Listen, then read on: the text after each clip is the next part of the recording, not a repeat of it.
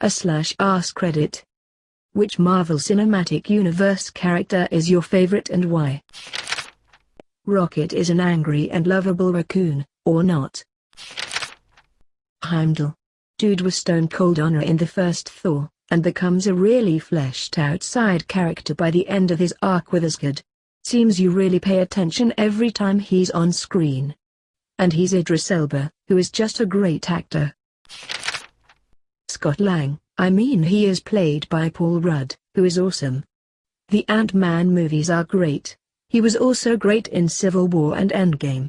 And really, he is the biggest reason everyone was brought back after the snap.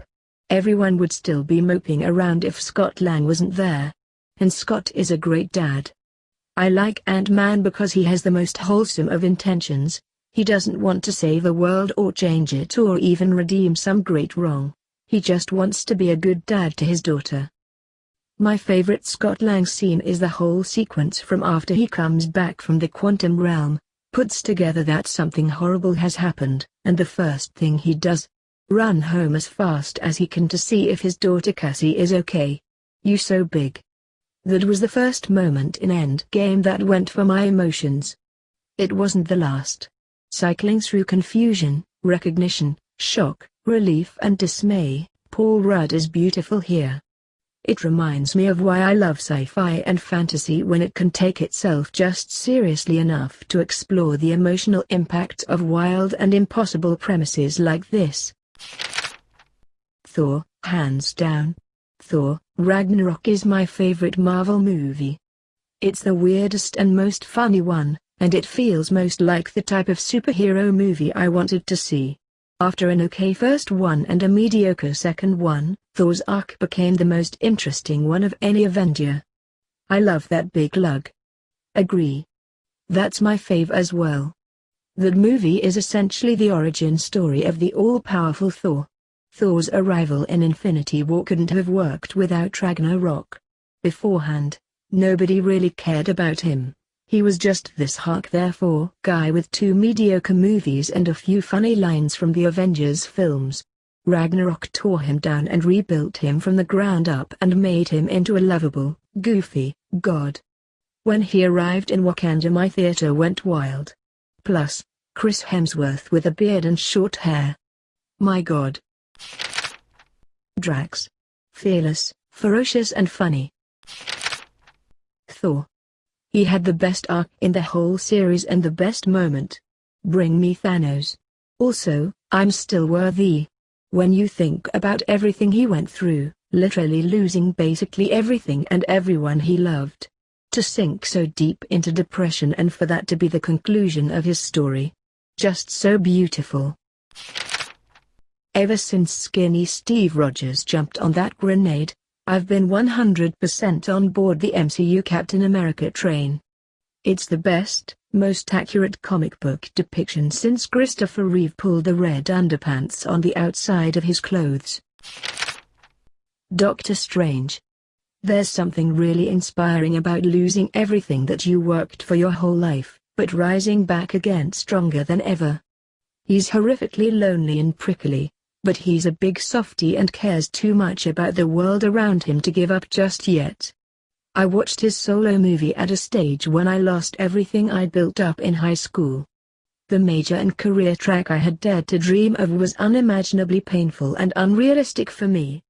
It's not really much compared to building up a career and becoming one of the world's top neurosurgeons, but seeing someone so competent fail, only to find a new purpose in life as a being above all, was something that dazzled me and inspired me to move on with my life. I've always liked Nebula for some reason. Not sure if I'd say she's my overall favorite character, but she's up there. Bruce Banner, Hulk. He has the best lines, and even though his life is the worst, he tries to help in any way he can. Plus it's Mark Ruffalo.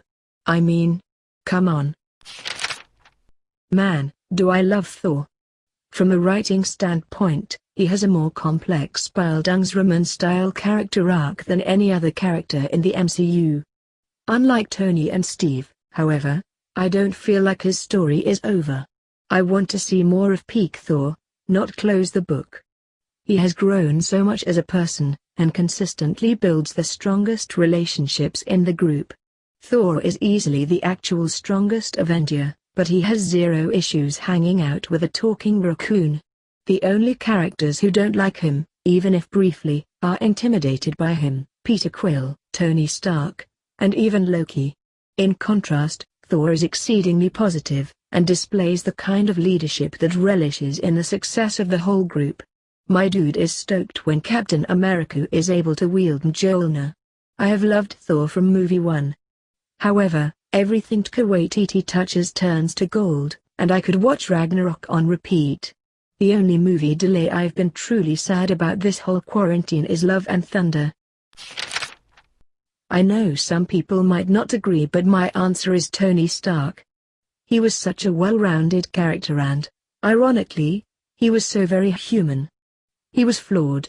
Despite the overconfident way he carried himself, he had panic attacks and had his fair share of self-doubt. He started off self-centered, but he had such a massive character arc, and by the end of it he was selfless and sacrificed himself for the good of the universe. He went from the prick, playboy to the doting husband and father. There was something about him that was so raw and vulnerable, and despite being a genius, billionaire, playboy, philanthropist, he was relatable. And he was hot as hell. I always mention Captain America's words about him in Avengers 1. The only thing you really fight for is yourself. You're not the guy to make the sacrifice play, to lay down on a wire and let the other guy crawl over you. He became that guy. In that very movie, he was willing to sacrifice himself to take down the Chitauri with the nuke. In Avengers Endgame he made the ultimate sacrifice, not just for friends and family, not just for Earth, but for the universe. The universe is indebted to Tony Stark, who sacrificed his life for everyone else's. All while staying the same genius, billionaire, playboyish, philanthropist. I will always get teary-eyed during Endgame, not because of Tony's death, well, partially because of it, but because of the funeral. Proof that Tony Stark has a heart. Loki, because I'm a sucker for redemption arcs. Nah. He doesn't need a redemption arc. I like him because he's a sneaky beastard. You need a character who will keep you guessing if he's reformed or still an a-hole. He's an anti-hero who cares about his brother and his people, which is better than what he was before. He's still a sneaky beastard though, that'll never change. Loki, he has enough facets to satisfy whatever I happen to be in the mood for. Itching for some Shakespearean drama? Thor 1 Loki's got it covered. Ready for some snarky banter? The escape from Asgard scene in Thor 2 is where it's at. And the earlier reveal of Loki's true reaction to his mother's death gets me right in the feels. Not a fan of the movie, but the character was great. Craving a sweet, sweet redemption arc? Cue Loki sailing out of the mist in Ragnarok. Villain, hero, sibling, troublemaker and problem solver, Loki is a complicated, contradictory mess who can't be easily shoved into a single role. And that makes him feel real. Spider-Man, for his sheer innocence and worship for Tony Stark in the Avengers series. The way he played the starry-eyed teenager working with his role model was just so wholesome. Vision. He was so pure-hearted and just wanted to belong and be accepted. Probably Spider-Man. I truly think Tom Holland is the closest we've ever and will ever get to an accurate Peter Parker. Don't get me wrong, I adore Tobey Maguire, but he looked in his late 20s, not exactly the age range for most Spider-Man stories. I agree. He was a bit too Stark dependent, but he's getting great character development across the movies. Should be Thor, but the way he's been handled leaves me unsatisfied. Civil War T'Challa was a suave beast.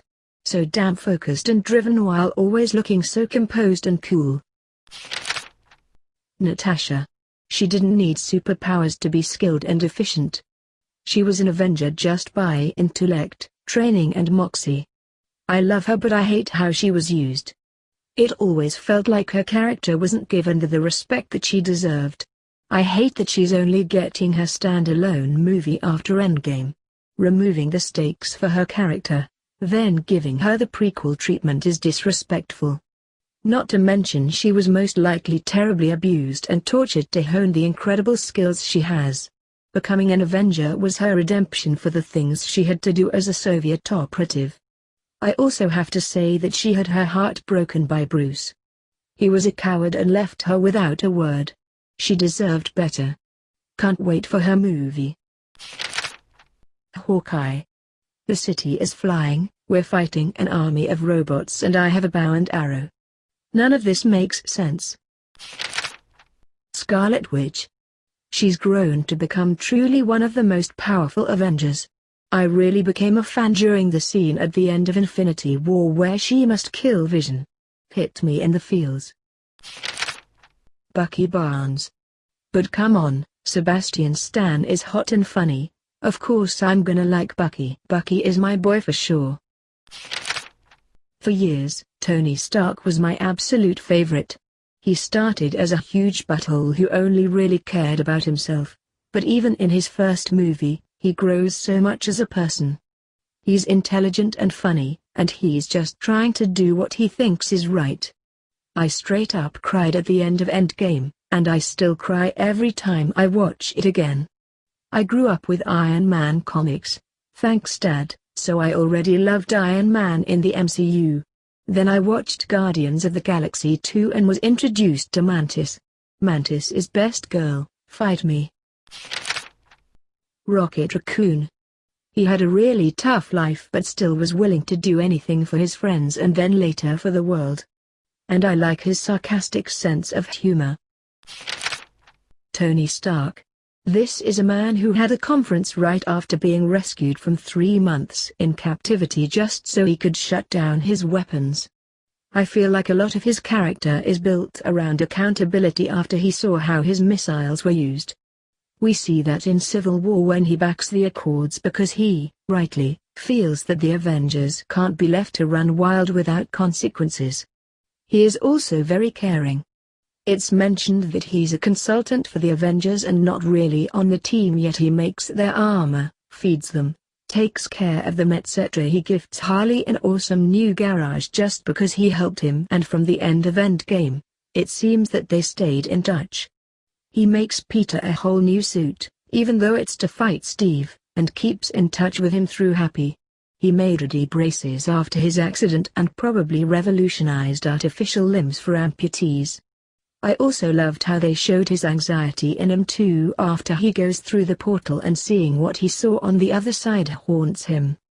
There's a lot I love about him and I really don't understand why he has antis. Thanos, cause I'm so starved for idealistic bad guys from Hollywood, you'd swear all bad guys had a monocle.